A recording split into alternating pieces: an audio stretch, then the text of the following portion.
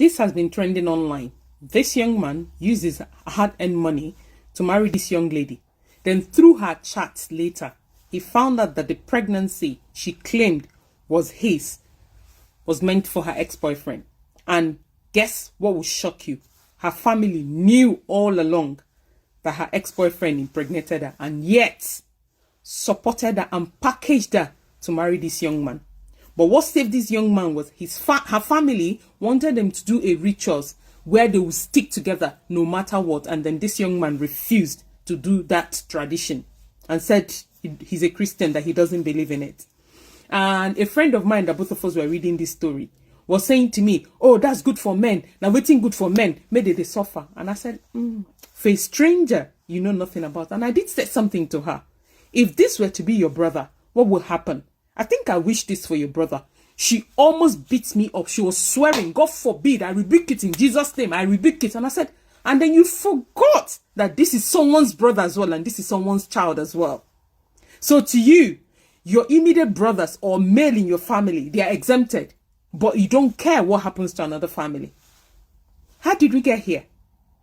How did we become this wicked to one another? Look, I have no problem that you have a boyfriend. You got pregnant for him. Clearly, he didn't want that baby. Clearly, he didn't want to marry you. Clearly, he didn't want to remain with you. And yet, should I call this wickedness, or I don't know what to call it, because this is monstrous. That I will clearly know that a pregnancy does not belong to a man I'm staring at, and I'll be comfortable giving that to him. How did we get here? How did we get up to here? It's getting worse. From my generation transcending down to this generation, I don't know where we're headed to. The level of bitterness and hatred we show each other is alarming.